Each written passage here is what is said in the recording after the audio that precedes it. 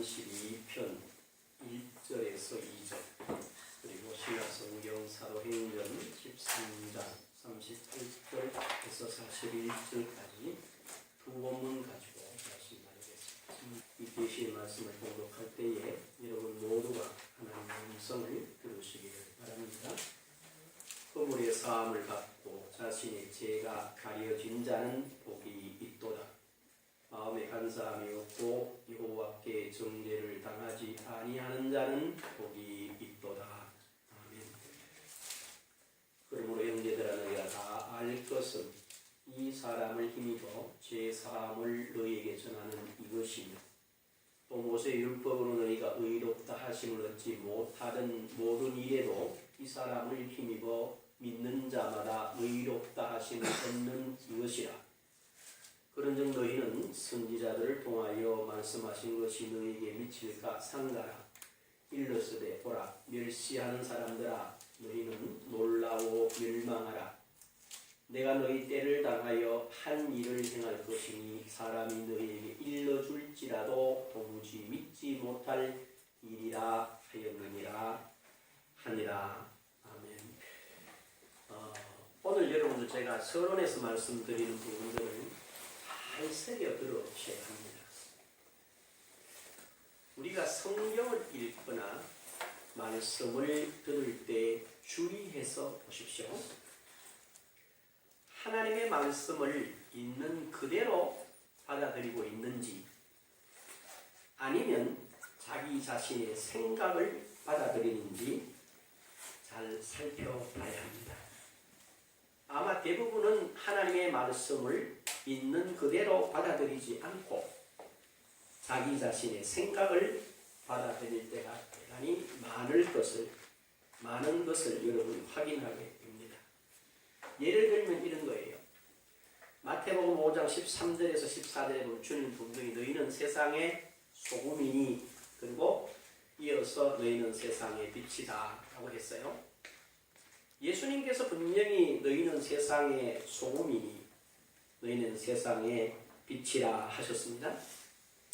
그러면 우리는 아멘 이렇게 하고 나는 세상의 소금이다, 세상의 빛이다 해야 하는데, 여기서 우리는 이 사실을 그대로 받아들이지 않고 자기 자신의 생각을 듣는다. 자기 자신의 생각을 듣는다.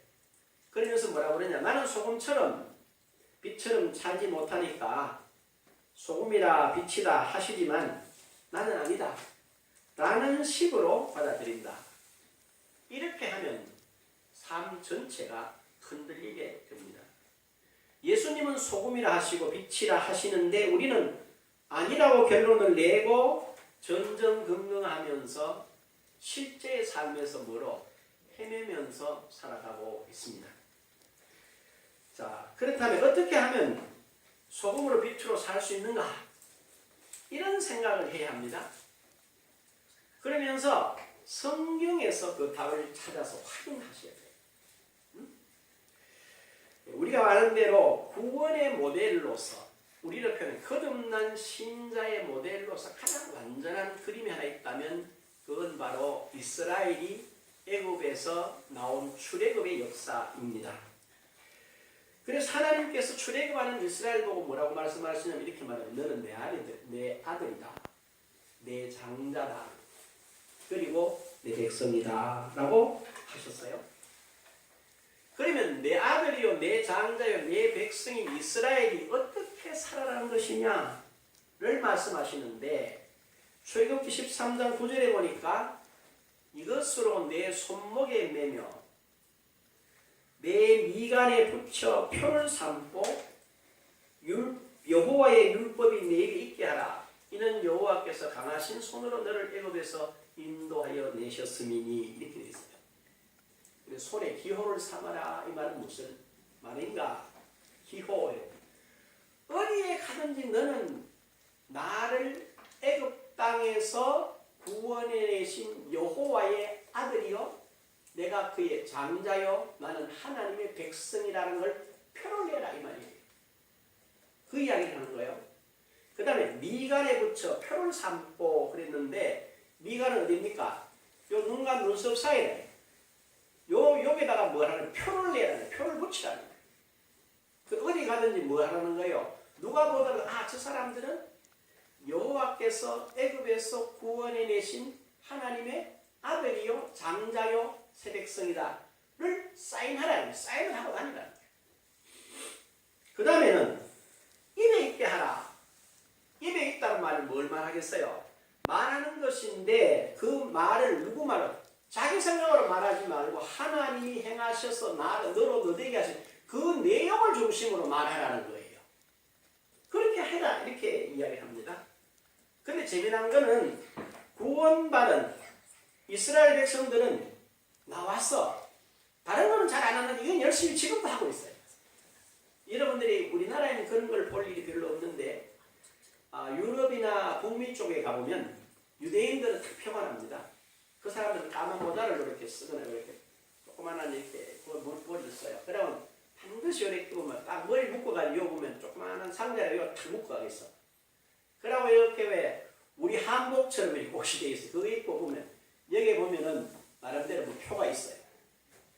항상 그렇게 다녀요. 그리고 여러분들이 이렇게 해외 여행을 하다가 보면 이런 걸 발견할 수 있어요. 갑자기 공항 대합실이나 길 가다가 보면요. 점호가 되거나 그래 되죠. 그러면 웬 사람들이 가다가 헌금을 하나씩 딱 깔고 있죠. 어디를 향해서 기도를 하고 있어요. 그 사람들이 회교도들인데 유대인도 비슷해요. 정식 기도를 해요. 그 사람들은. 어디서든지. 그런데 참 재미난 거는 이런 이야기입니다. 이 사람들이 복장을 그렇게 하고 다니고 말을 그렇게 하고 다니니까 사람들이 유다인들을 갖다가 지금도 인식을 해요. 재미난 건 이런 겁니다. 비행기를 타잖아요. 비행기를 타면 유대인들이 비행기 티켓을 예약을 하면서 반드시 이야기를 합니다. 저는 유대인입니다. 이렇게 이야기를 해요. 그럼 뭐가 나오는지 아세요? 비행기를 타면 반드시 먼 거리를 여행하면 기내식 식사를 줘요. 그런데 유대인들을 위해서 기내식 식사를 따로 준비합니다. 그건 바로 뭘 말하느냐 하면 실제적으로 자기들이 그렇게 하니까 그런 결과들이 자기들의 삶 속으로 들어오는 거예요. 비행기에 뭐 유대인들 몇 명 타는데 그 사람 때문에 한두 명 타는데 그 사람 때문에 기내식을 따로 준비한다. 가능한 이야기 같아요? 근데 가능하다는 거예요. 여러분 잘 생각해 보면요. 실제로요. 복장에서 말에서 표를 내니까 그들이 이 세상을 사실적으로 지배하고 있습니다. 지금 75억 인구에 가까운 이 땅을요. 누가 쥐고 흔드느냐 하면은 뒤에는 유대인들이 이걸 쥐고 흔들어요. 이 땅을. 이들처럼 언제 어디서나 누구를 만났는지 먼저 자기 자신을 우리는 신자, 거듭난 사람입니다. 라고 밝히면 분위기가 바뀝니다. 틀림없이. 왜 그러냐 하면 마태복음 10장 32절에 보면 누구든지 사람 앞에서 나를 시인하면 나도 하늘에 계신데 아버지 앞에서 그를 시인할 것이요. 누구든지 사람 앞에서 나를 부인하면 나도 하늘에 계신데 아버지 앞에서 그를 부인하리라 했어요. 저는 가끔 이런 것들을 할 때 식당 가면 저 혼자 식당에 갈 일은 별로 없죠. 혹 가면 밥 나오면 그냥 기도하고 그냥 먹어요. 왜? 아버지 감사합니다. 이렇게 혼자 먹어요. 그런데 우리 교인들하고 가거나 우리 동료들하고 같이 가면 사람들이 식당에 시끄럽습니다. 그럼 저는 꼭 하나 하는 게 있어요. 기도합시다. 일부러 기도합시다. 이렇게 기도를 합니다. 큰 소리로. 복잡하긴 하네요. 하나님 감사합니다. 하고 기도 딱 하죠. 기도하고 나면은 막 술 먹고 듣는 사람들도 자꾸 눈치를 봅니다. 자기들이 한 번씩 쳐다보죠. 몸본 척하고 그냥 밥 먹는 거라. 그러면 분위기가 막 시끄럽다가 조용해져요. 그리고 자기들끼리도 이렇게 우리 눈치를 보고 이렇게 이야기를 하는 그런 것들을 느낄 때가 여러 차례 있어서 저는 의도적으로 그렇게 하는 편이에요. 어떤 모임에 나가거나 여러분들이 누구를 만날 때 제일 먼저 인사할 때 저 같으면 저는 주현교 임광명 목사입니다. 이렇게 상대 인사를 하죠. 그러면 그 사람이 나를 대하는 태도가 딱 달라져요. 어딘가 좀 다르신 것 같아요.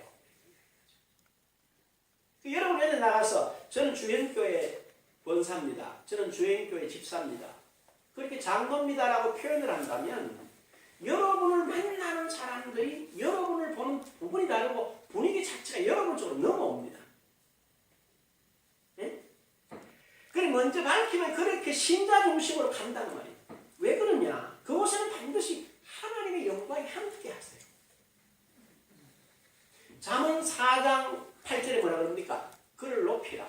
그리하면 그가 너를 뭐 하시리라? 높이시리라. 그를 품어라. 그리하면 그가 너를 뭐 하시리라? 영화롭게 하시리라. 여러분이 어디 가서 품고 계시고 높이고 계시는 이 자체를 뭐 할 때, 고백할 때 그렇게 된다는 거죠. 이때에 사단이 우리 생각에 맹공격을 합니다. 뭐라고 공격하느냐? 참 별나다. 꼭 뭐 목사를 해야 되나? 이렇게 별나가는 식으로 몰아붙여요. 그리고 이렇게 생각을 합니다. 내가 만약에 목사라고 그랬다가 분위기 끼는 거 아닙니까? 이런 생각을 갖게 하는 거예요. 보면. 그 다음 뭐요? 뭐 특별하지도 않는데 뭐 그냥 그거 맛있다 별나게 그런 이야기 할 필요가 있겠나? 왜 그런 소리를 해서 나도 불편하고 이 사람도 불편하게 할 필요가 있나? 그리고 조금 더 비난을 강하게 참 하나님 바빠시다 이런 식입니다. 그 다음 뭐라고 그래요? 똑바로 하지도 못하면서 뭐 말부터 하나 이렇게 말을 해요. 응? 그리고는 온갖 부정적인가 총동원해서 신자들의 신분을 고백하지 못하도록 막습니다. 아세요? 그러면 하나님이 역사하시는 뭐가 막혀요? 통로가 막혀버려요. 응? 그리고 나서 뭡니까? 신자들이 포기하고 입다고 있으니까 세상과 사탄이 노름판에다가 자기들 노름판에다가 우리를 집어넣어 맥없는 사람으로 만들어버려요. 여러분들이 안 믿는 사람들하고 어디 가서 내가 권사요, 집사요, 목사요 안 밝히고 그들까지 그냥 휩쓸려 보십시오. 여러분이 절대로 그 놀이판을 주도할 수가 없어요. 그냥 끌리는 대로 끌려가요. 그런데 거기 가서 뭐라고 그럽니까? 내 자신이 신자라고 밝히면 어떻게 돼요? 전혀 다른 분위기가 그 자리에 이루어집니다. 그리고 그 자리에서 소금으로 빛이 될 수가 있어요. 분명히. 하나 밝히는 것만 해도 하나님 그렇게 한다 이 말이에요. 이렇게 안 하고 자기 자신의 생각대로 하니까 어떤 일이 일어나느냐? 혼란스럽습니다. 무질서합니다. 사악하죠. 그리고 뭘 느껴요? 내 자신이 가지고 있는 굉장한 무력감을 느낍니다. 예수님이 도대체 뭐야? 이런 무력감, 그리고 더러움. 지금 우리 이렇게 한국 교회에서 가장 지탄받는 게 말이죠. 제가 이렇게 최근에 참 심하다 이런 생각. 한 분은 장로님으로서 그 정부의 무기를 갖다가 사는 중개인을 하면서 얼마나 참 추악한 짓을 예배당 안에다가 자기 비밀 사무실을 내고 그 노비하는 이런 것들을 탁 가지고 이 들통이 나니까 또 어디 갖다 집어넣고 이게 다 장로들이 했다는 거예요. 그리고 또 한 사람은 뭐 이렇게 제가 볼 때는 분명히 그 사람 자살했는데 다른 의도가 있는데 죽으면 썸한 소리를 하니까 온 나라 방송국에서는 그 사람 교인이고 장로락 하는데 죽을 때 어디 찾아갔대? 무속인을 찾아가 물었다고 아주 데스크필을 하죠. 그게 바로 뭘 말하는가? 내 자신이 집사요, 권사요, 목사요, 장로라는 신분만 밝혀도 그런 환경의 더러움이 우리 공격을 못해요. 그럼 뭐 그냥 사니까 환경에 끌려가고 집에 당하고 있으니까 소금이라 빛이라 하셨는데 전혀 좀 떨어져. 전혀 엉뚱한 데 가서 뭐 하고 있어요? 헤매고 있어요. 성경은 분명히 신자된 우리에게 이렇게 부릅니다. 잘 보세요. 신자된 우리 보고 뭐라고 그러나? 고린도후서 6장 14절에 보면 이렇게 돼 있어요.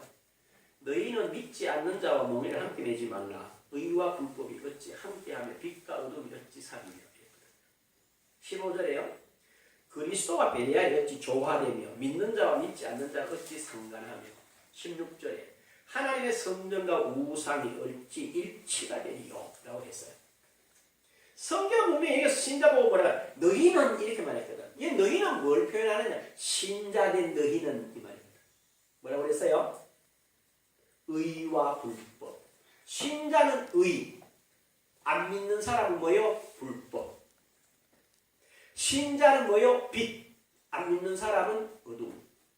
신자는 그리스도, 우리가 그리스도인가? 그렇습니다. 그리스도가 우리의 뭐죠? 머리니까 지체된 우리는 당연히 그리스도라 불릴 수밖에 없다는 거예요. 그렇죠? 그러고 나서 뭐라고 그랬나? 하나님의 성전과 우상. 이게 전혀 다른 모습이에요. 그런데 여기서 신자된 우리 자신들이 성경에서 우리 보고 너는 의인이다. 너는 빛이다. 너는 그리스도다. 너는 하나님의 성전이다 하시는 대로 자기 자신을 그대로 받아들여야 하는데 대부분 물어보면 전혀 다른 답을 합니다. 뭐라고 그러나? 물어보면 자기는 의인이라고 생각하는 사람이 거의 없어요. 물어보면 다 죄인이래. 아니 성경은 의인이라고 왜 본인은 죄인이라고 했나? 네? 그 다음에 성경은 그리스도 안에서 온전하다고 그러는 우리는 다 뭐라고 그래요? 부족하다고 그래요. 그리고 성경은 믿는 자는 모든 걸 할 수 있다고 이렇게 말하고 우리는 모든 걸 뭐 할 때 할 수 없대. 그 다음에 성경은 하나님의 아들이고 세상의 빛으로 소금으로 잘났다 이렇게 말하는데 우리는 뭐라고 그래? 못났다 이렇게. 그럼 예수 왜 믿나 이렇게? 아이고 막 세상에 그런 건데. 그래 뭐 장차 죽으면 천당 간다니까 그것에도 감사하지요. 저 같은 것이 라는 식으로 자기를 인식하고 있어요. 응? 말씀을 성경이 말씀하신 대로 받아들이지 않고 전부 거의 대부분 자기 자신의 생각을 받아들인다 그 말이에요. 전혀 아니에요. 잘 생각해 보시라고 여러분이. 응? 내 성경에서 말하는 나를 믿어 알고 그 위에 서서 자기를 봐야 돼. 그렇게 믿으셔야 돼요. 그래야 뭐를 가능합니까? 신자로서의 신분. 그렇죠? 또 자녀됨의 권세, 하나님과의 교제, 기도하면 왜 응답을 누릴 수 있다, 하나님이 나를 왜 인도하신다 하는 등의 모든 것은 우리에게 이미 주어져 있다 이 말이에요. 고린도전서 3장 21절에 분명히 되어 있죠. 그런즉 누구든지 사람을 자랑하지 말라. 만물이 다 누구 것이라? 너희 것이니라. 이렇게 했어요. 그런데 우리는 그 사실을 그냥 그렇게 받아들여야 되는데 안 받아들인다는 거야. 누구 생각을? 자기 생각으로 받아들여요. 자기 생각을 받아들여요. 그래 놓고 예수 믿는 줄 알죠? 예수 믿는 거 아니고 누구를 믿어? 자기 생각을 믿어. 냉철하게 말하는 거예요. 분명히 이렇게 되어 있어요. 그래 잘 보십시오. 우리 늘 외우지만 에베소 1장 22절에 뭐라고 그랬어요? 또 만물을 그 발 아래 복종시키시고 그를 만물 위에 교회의 머리로 주셨느니라. 교회는 그의 몸이니 만물 안에서 만물을 충만케 하시는 자의 뭐니라? 충만함이니라. 바꿔 말하면 예수 그리스도와 가지신 모든 충만이 누구 거란 거예요? 바로 오늘 저와 여러분의 것이라는 거죠. 이 사실들을 기억하시고 그 위에 쓰셔야 돼요. 거기만 그렇게 말하지 않아요. 골로새 2장 9절에 뭐라 그럽니까? 그 안에는 누구 안에는? 예수 그리스도 안에는 신성의 모든 충만이 육체로 가시고 너희도 그 안에서 충만하여졌으니 그는 모든 통치자와 권세의 머리시라. 예수님 안에 있던 그분이 육체를 입고 계실 때 가졌던 모든 충만이 지금 누구 안에 있다는 거예요? 내 안에도 있고 여러분 안에도 있다. 놀라운 이야기죠. 그런데 그게 목사님 왜 안 누려져요? 안 있다네요. 자격증은 있는데 안 쓰면 자격증만 있지 그 자격증에 부여되어 있는 모든 것들을 하나도 누릴 수가 없어요. 누가 내게 이런 질문을 했어요. 목사님, 고린도전서 4장 20절에 보니까 하나님의 나라는 말이 있지 않으면 능력이 있다 하는데요. 그게 무슨 뜻입니까? 이렇게 웃으면서. 능력이 있지. 그랬더니 나는 능력이 없는 것 같은데요. 그렇게 웃으면서 이랬어요. 자격증을 가지고 있는데 안 쓰니까 없는 거다. 알아들으시는 건 잘 모르겠어요. 그리고 여러분 잘 보십시오. 마가복음 16장 17절에 뭐라 그래요? 믿는 자들에게는 이런 표적이 있다느니 그들이 내 이름으로 뭘 하며?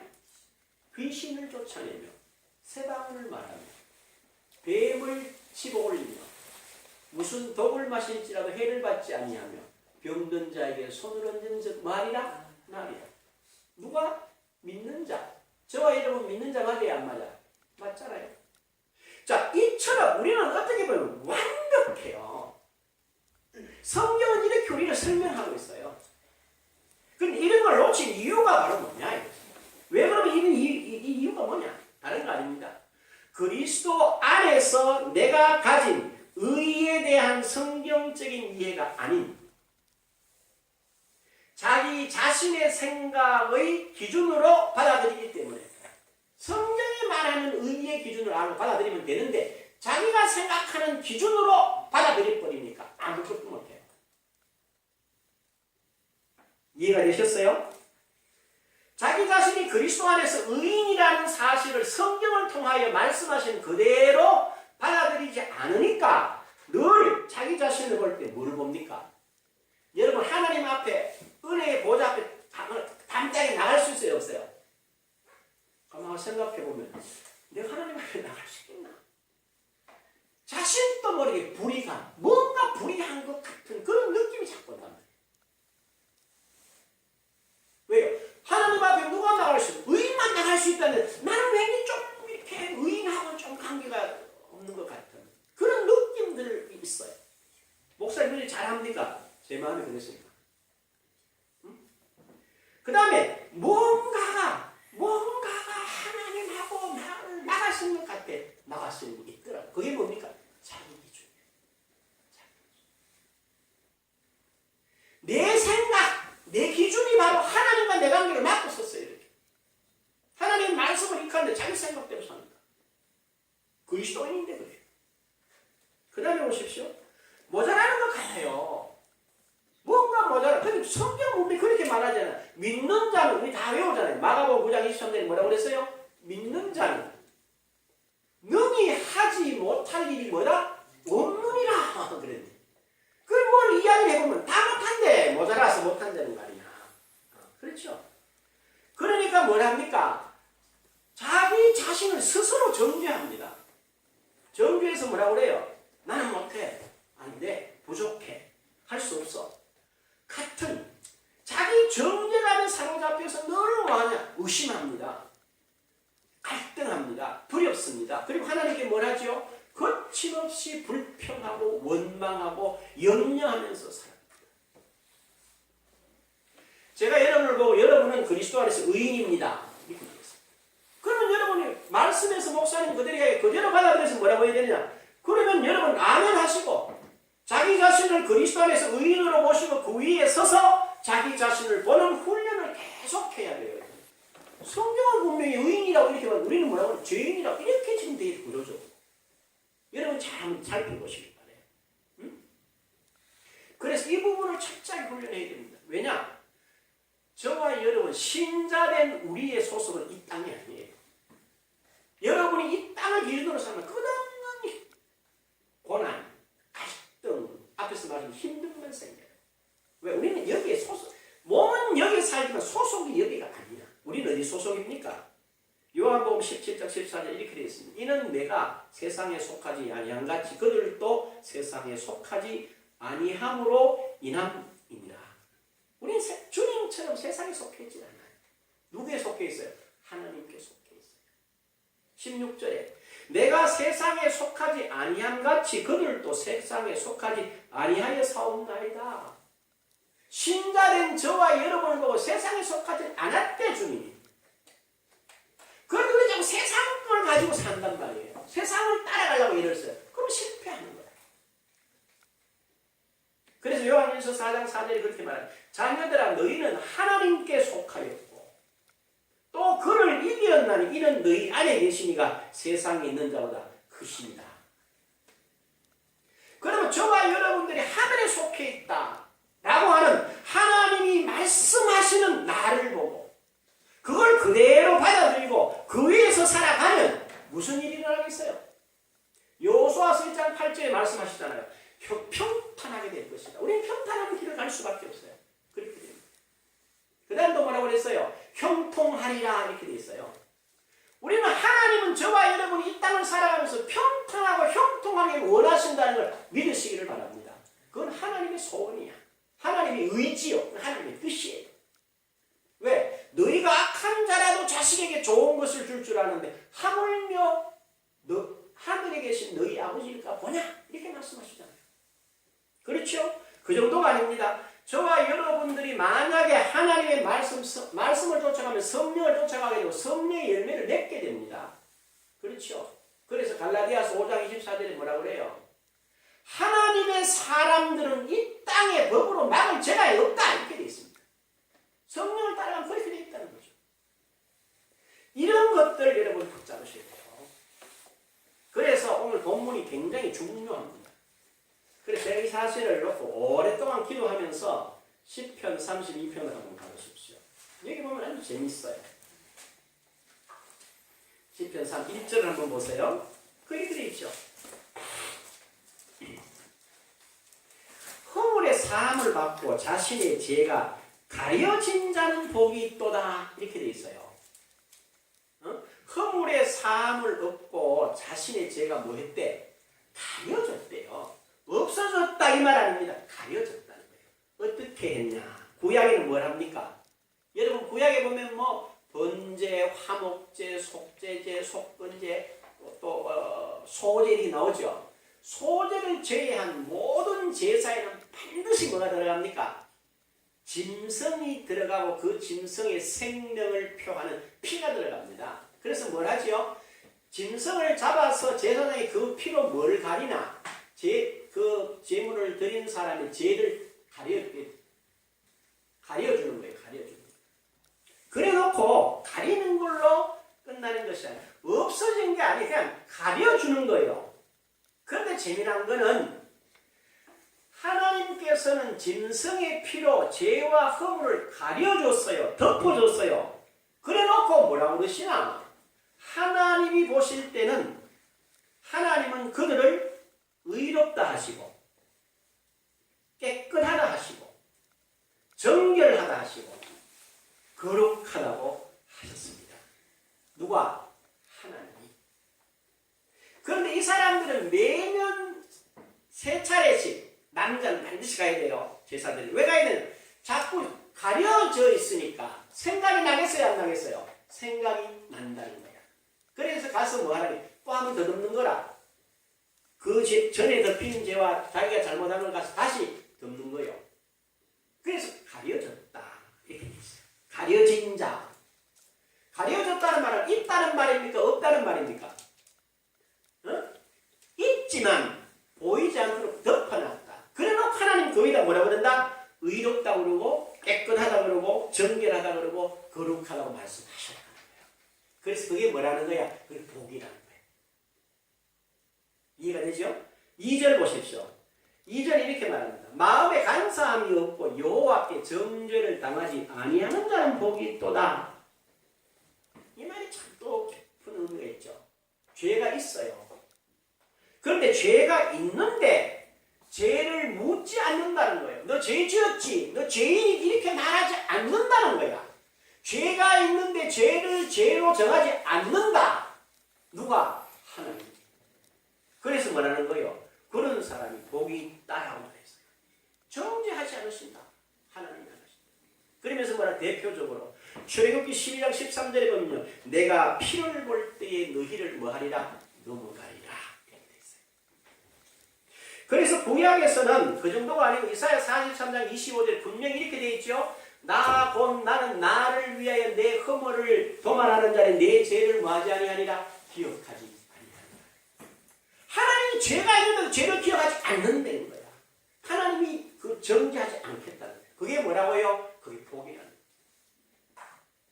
그 본인이 생각할 때 하나님이 죄인이 아니라 때 나는 죄진이 분명히 있는데 그럼 누구 말이 맞아? 내 말이 맞아요? 하나님의 말이 맞아요? 하나님의 말씀이 맞다면 내가 그렇게 생각하고 살아야 되겠죠? 그게 복이라는 거야. 이해가 됐죠? 분명하게 이해가 돼요. 이 부분이. 그래야지만 달라질 수 있어요. 우리가. 안 그러면 하나님은 내보고 죄를 가려줬다 하면 나는 그렇게 직진합니다. 나는 분명히 잘못했는데 하나님이 괜찮다, 너 죄 안 지었다, 죄인 아니다 이렇게 말하지만 나는 찝찝합니다 이렇게 하면 안 된다는 거예요. 그런데 신약에 보면 뭐라고 그래요? 오늘 우리는 이건 구약이 우리 신약이 더 나은 언약으로 되어졌다는 거예요. 더 나은 언약으로. 더 좋게 해놨다는 더 뭘 해놨나는 겁니다. 거기 보면 로마서 3장 25절에 보면 이렇게 되어 있습니다. 이 예수를 하나님이 그의 피로서 믿음으로 말미암는 화목 제물로 세우셨으니 이는 하나님이 길이 참으시는 중에 전에 지은 죄를 강가하심으로 자기의 의로움을 나타내려 하심이니 그랬어요. 예수의 피로 하나님이 뭘 삼았어요? 화목 제물을 삼았대. 그리고 전에 지은 죄를 뭐 했어요? 관가했다. 관가한 게 뭔가 봤더니 대충 고안 넘긴다 또는 빠뜨리셨다는 뜻이에요. 하나님이 예수 그리스도의 피로 말미암아 저와 여러분을 그리스도 안에서 보기 때문에 뭡니까? 전에 우리가 지은 모든 죄를 하나님이 뭐 하셨다고? 빠뜨리셨다. 잊어버리셨다는 거예요. 이게 말은 그러면서 뭡니까? 하나님 의로우심을 나타낸다는 거예요. 그게 죄인인데 죄인 아니라고 인정해 주시는 그 하나님의 의를 나타내신다는 이야기입니다. 25절이. 그 다음 26절에 이렇게 말해요. 곧 이때에 자기의 의로우심을 나타내서 자기도 의로우심을 또한 예수 믿는 자를 의롭다 하려 하십니다. 이렇게 말했어요. 그래서 저와 여러분이 예수님을 믿는 순간에 뭐가 된단 말입니까? 의인이 된다는 거죠. 죄가 있었지만 죄로 예수 피로 가린 게 아니고 더 놀라운 이렇게 되어 있어요. 고린도후서 5장 21절에 보면 하나님이 죄를 알지도 못하신 이를 우리를 대신하여 죄로 삼으신 것은 우리로 하여금 그 안에서 하나님의 의가 되게 하려 하시니라 그랬어요. 예수님께서 죄를 덮은 게 아니야. 죄가 되셔가지고 뭘 없앴어요? 죄를 없애버렸어요. 정확하게 말하면 이렇습니다. 이건 여러분들이 잘 들으셔야 돼요. 이해해야 돼요. 우리가 죄를 지으면 우리를 죄로 정할 율법이 우리한테 있어요? 없어요? 예? 우리한테는 율법이 없어. 왜? 하나님의 아들 예수가 율법이 요구하는 모든 값을 뭐로? 자기 몸으로 값을 지불해버리고 법을 뭐 하셨어요? 폐하셨어요. 오늘 우리가 교독했던 에베소 1장에 나오잖아요. 율법의 조문 자체를 뭐 해서? 없애버렸어요. 여러분은 잘못해도 여러분을 죄로 정할 법이 없어요. 이걸 가장 잘 파악하고 한 끈 해먹은 사람이 누구냐? 유병헌 씨야. 괜찮다는 거예요. 법이 없는데. 법이 없잖아요. 법이 없는데 내가 잘못한다고 그 법으로 나를 정죄할 수 있어? 없어 법이. 이렇게 가르치는. 요 말을 들으면 속기대에 뭐든지. 왜? 우린 다 육신으로 세상으로 기울어지신 마음에서가 뭐든지 하고 막 그런 말만 들으면 은혜가 되니까 보면 아멘하고 다 갖다 바치는 거예요. 요걸 제일 잘 파악하고 이 골로새서와 에베소서에 있는 요 말을 가장 잘 활용한 사람이 누구냐? 구원파야. 그것도 지금 문제인데 유병헌 씨 같은 사람이 그런 데는 아주 탁월하게 끼고 있는 거예요. 근데 내가 이걸 가만히 성경을 비보면 느끼는 게 참 자칫 잘못하면 위험하다. 비윤리적이다. 비도덕적이다. 우리가 생각하는 윤리적이고 도덕적인 것은 그리스도의 사랑 안에 충분하게 있습니다. 그 이상이 있습니다. 우리는 서로 뭐 해야 되죠? 사랑해야 합니다. 우리는 뭐 해야 되죠? 생명을 누구를 위해서 형제와 이웃의 생명을 내어줄 수 있는 사람이지 그들을 취하는 사람이 아니라고. 우리는 그런 존재란 말이에요. 이 사실을 뭐 하시는 여러분이 깨달으셔야 돼요. 그래서 히브리서 9장 12절 이렇게 말합니다. 염소와 송아지 피로 하지 아니 오직 자기 피로 영원한 속죄를 위해서 단번에 성소에 들어가셨느니라. 구약에는 죄를 덮었고 죄를 가려놨어요. 그런데 신약의 예수님의 피로 죄를 뭐 했어요? 단번에 싹 없애버리고 영원한 제사를 한 번도 끝내버렸어요. 그러면 더 이상 죄를 위해서 드릴 제사가 없어요. 왜? 죄 자체가 없어졌어요. 말이 되죠? 이게 성경이에요. 이걸 논리적으로 이해가 잘 안 돼요. 이거 인간의 이성으로 이렇게 납득이 되냐? 안 돼요. 이건 성서를 그냥 받아들이는 거예요. 믿는 거예요. 하나님이 이렇게 하셨구나. 아멘으로 받는 거예요. 그 다음에 요한일서 1장 7절에 그래요. 그 아들 예수의 피가 우리를 모든 죄에서 뭐요? 깨끗하게 하실 것이요. 깨끗하게 했대. 그 다음에 계시록 1장 5절에 이렇게 되어 있습니다. 우리를 사랑하사 그 피로 우리 죄에서 우리를 해방하시고 깨끗하게 하시고 죄 자체를 없애버리셨다는 거죠. 그럼 뭐예요? 이렇게 하셔서 우리에게 뭘 했나? 로마서 5장 17절 이렇게 되어 있습니다. 한 사람의 범죄로 말미암아 사망이 그 한 사람을 통해 왕노릇하였습니다. 지금 하고 있죠. 그렇죠? 그럼 잘 봐요. 또 은혜와 의의 선물을 넘치게 받는 자는 한 분 예수 그리스도를 통하여 생명 안에서 왕노릇하리로다. 죄로 말미암아 사망이 왕노릇한 것 같이 또 그리스도 예수 안에서 은혜와 의의 선물을 뭐요? 넘치도록 받은 저와 여러분들은 이제 뭐지 안에서? 생명 안에서 무슨 노릇을? 왕노릇을 하게 된다. 우리 선물로 의를 주신다. 이거 뭐 하면 됩니까? 그러면 선물은 줬으니까 뭐 하면 돼요? 받으시면 돼요. 그리고는 내 자신이 이걸 의인인 줄 알고 이제 어디 나갑니까? 하나님의 보좌 앞에 담대히 나가서 내가 무엇을 원하든지 구하든지 하나님이 다 주신다는 사실. 내가 이제는 정죄감이 없어요. 불의감이 없어요. 내가 볼 때 나는 부족하지 않아요. 그리스도 안에서 완벽해요. 그래서 하나님 앞에 나가서 무엇이든지 뭐 하게 된다? 얻게 되어 있다. 뭐가 해결됩니까? 기도 응답의 문제가 완벽하게 해결됩니다. 우리가 느끼잖아요. 기도하고 응답이 안 오지 싶은 이유가 뭐지?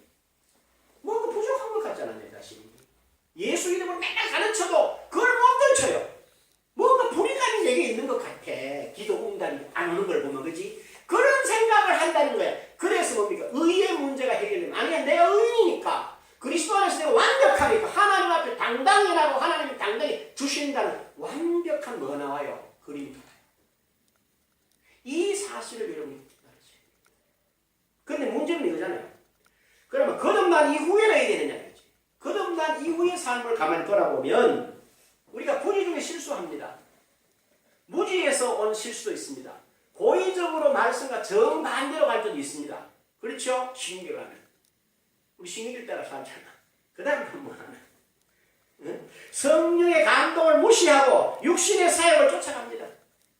그럼 거기서 일어나는 모든 죄의 문제는 어떻게 할 것이냐 말이죠. 그렇죠? 목사님 그럼 그건 왜 합니까? 이 문제라. 근데 그것도 해결이 돼요. 뭐라고 해결하느냐? 이런 죄의 문제 역시도 말씀에서 말씀하시는 걸 그대로 받아들이면 됩니다. 내 생각으로 받아들이지 말고 말씀에서 하는 대로 받아들이면 돼. 여러분 생각을 한번 해볼 필요가 있어요. 제가 이렇게 잘 봤습니다. 마태복음 18장 22절인데 그 이렇게 말합니다. 예수께서 이르시되 내게 이르노니 7번뿐 아니라 7번을 11번까지도 할지니라 그랬어요. 베드로가 질문합니다. 선생님 형제가 내게 죄를 범하면 몇 번 용서할까요? 7번 하면 되겠습니까? 이랬더니 예수님 하시는 말씀 몇 번? 7번이요. 아니 7번 아닌 11번씩 7번이라도 해라 이렇게 됐어요. 이거 말이 됩니까? 말이 안 됩니까? 상식적으로. 그런데 주님은 뜻밖에도 뭐라고 그래요? 7번이 아닌 11번씩 7번 하래. 이건 뭘 말해요? 무한한 용서. 절대적인 고민. 이 사실을 여러분이 그냥 듣지만 한번 생각해 보셔야 돼요. 이건 인간의 상식에도 안 맞는 이야기예요. 인간의 이성으로도 이게 맞을 수 있는 말이 아니야.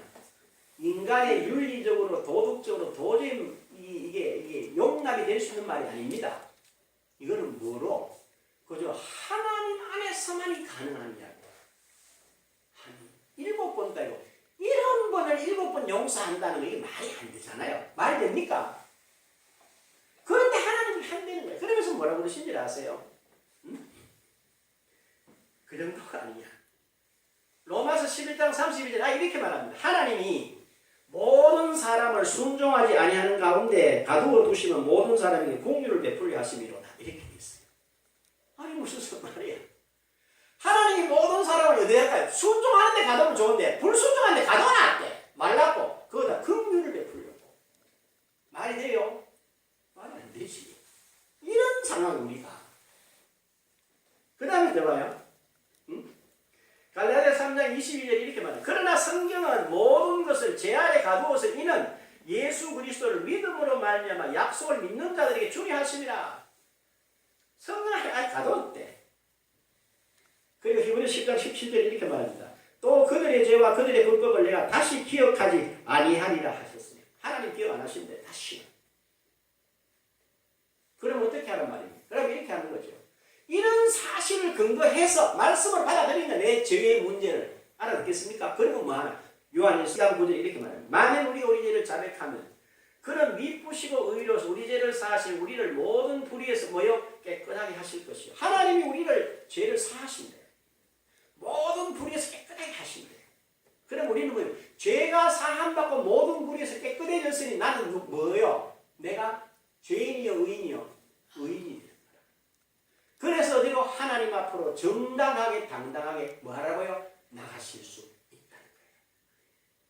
응? 그리고 그날 우리는 말씀하신 대로 아멘하고 받아들이세요. 그리고 우리는 그리스도 안에 있다는 걸 알고 있기 때문에 우리가 의롭다고 느껴지든지 안 느껴지든지 간에 그건 중요한 문제가 되지 않습니다. 네? 여러분 잘 봐요.